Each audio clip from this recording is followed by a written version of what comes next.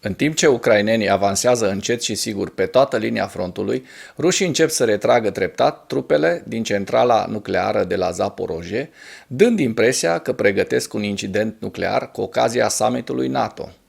Institutul pentru Studiul Războiului a evaluat anterior că forțele ruse nu ar putea controla consecințele unui incident radiologic intenționat la centrală și că un incident radiologic ar putea degrada și mai mult capacitatea Rusiei de a-și consolida ocuparea sudului Ucrainei, lăsând zone nelocuibile și neguvernabile.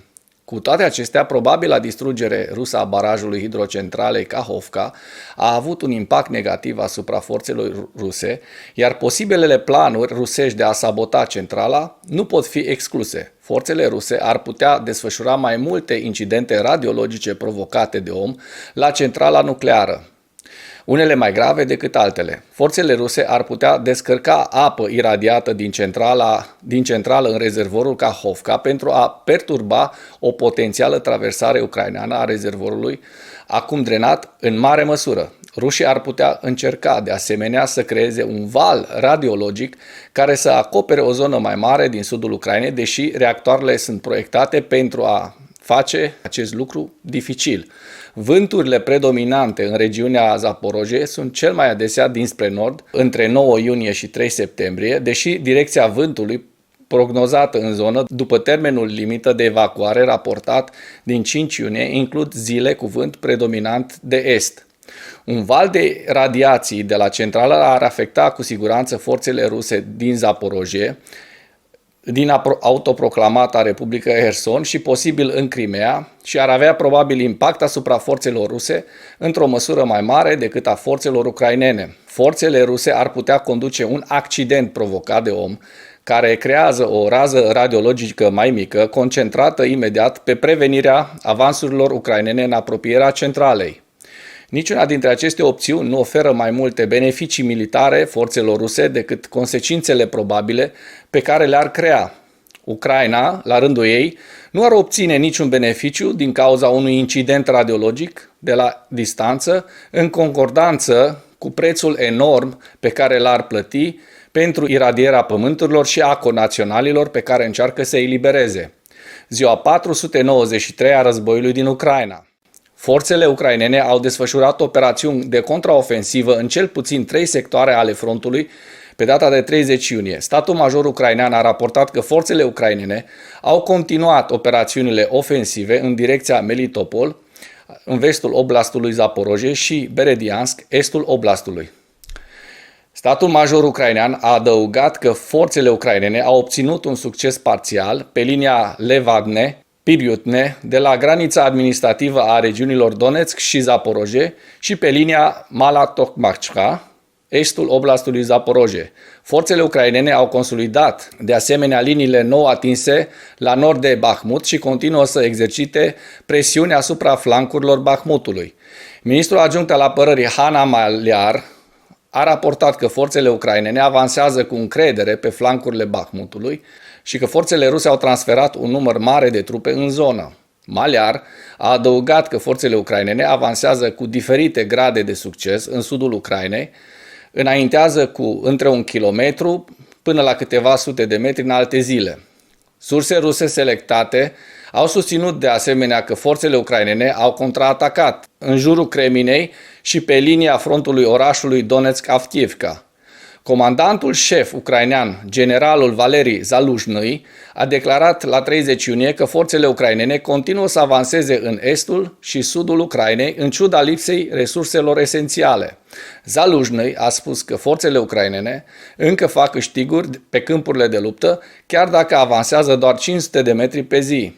Zaluzhnyi a mai declarat că forțele ucrainene continuă să folosească vehicule blindate și tancuri furnizate de Occident în luptă, în loc să le salveze pentru parade atunci când răspund la o întrebare despre pierderile de echipamente militare.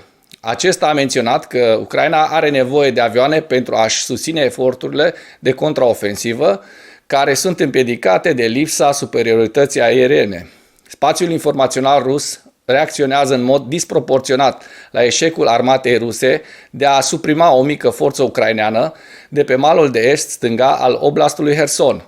Blogeri militari ruși s-au plâns de aproape 2 săptămâni că forțele ruse nu au reușit să împingă o forță ucraineană foarte mică, se pare, de până la 70 de soldați, din pozițiile lor înrădăcinate de sub partea estică a podului Antonivski. Blogeri militari s-au plâns că comanda militară rusă a ordonat orbește forțelor ruse să recucerească zona de sub podul Antonivski de pe malul de est, ceea ce a dus la pierderi semnificative în rândul personalului rus și al vehiculelor blindate din cauza focului artileriei ucrainene și a minelor puse de la distanță. Dacă până în acest moment ai găsit informații utile în material, contribuie cu un like și o distribuire a acestui videoclip pentru a ajunge la cât mai multă lume. Răspunsul sever al bloggerilor militari ruși la luarea deciziilor comandamentului militar rus demonstrează că bloggerii militari ruși nu s-au adunat în jurul comandamentului militar rus în urma rebeliunii armate a lui Wagner. Unii bloggeri au susținut că prezența ucraineană este limitată și că nu există nicio amenințare semnificativă ca forțele ucrainene să iasă de pe malul de est. Se pare că grupul Wagner încă recrutează în mod activ personal în Rusia, deși nu este clar dacă noii recruți semnează contracte Wagner sau contracte militare cu Ministerul Rus al Apărării. BBC a raportat că centrele de recrutare ale grupului Wagner sunt încă deschise și continuă să accepte recruți în Rusia. BBC a raportat că mai mulți recrutori au subliniat că noi membri încă semnează contracte cu Wagner Group și nu cu Ministerul Rus al Apărării. Un aparent blogger militar din Belarus a raportat că personalul Wagner Group se va desfășura în curând în Asipovici, Belarus. O sursă aparentă din Belarus a raportat pe 29 iunie că construcția lagărului Asipovici este finalizată și că personalul grupului Wagner se va desfășura în tabără la o dată nespecificată, iar noile imagini din satelit de înaltă rezoluție colectată pe 30 iunie arată că cel puțin 303 corturi, fiecare dintre ele putând găzdui între 20 și 50 de persoane, au apărut la baza militară din Belarus, fost abandonată între 24 și 30 iunie. Nu există dovezi de echipament greu în tabăra Asipovici sau că tabăra este ocupată începând cu 30 iunie. Finanțatorul grupului Wagner, Yevgeni Prigozhin, și-a dizolvat compania de media națională Patriot. Media rusă Mash a raportat că Yevgeni Prigozhin a dizolvat Patriot Media Holding, compania media cu sediul în Sankt Petersburg, pe care Prigozhin a fondat-o în 2019. Surse ruse au susținut că Prigozhin a anunțat personal dizolvarea Patriot Media Holding și a concediat pe toți angajații săi. În ceea ce urmează vă prezint un slide cu evoluția de ieri a celor mai importante fronturi din Ucraina. Hărțile sunt creația Institutului pentru Studiul Războiului. Pentru mai multe informații, accesați linkurile din comentarii.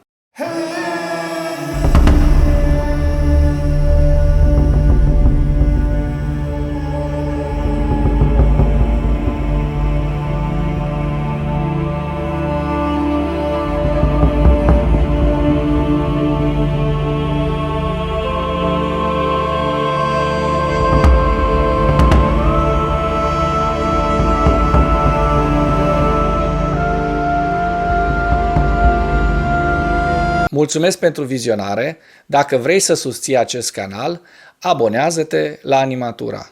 Apreciez mult asta.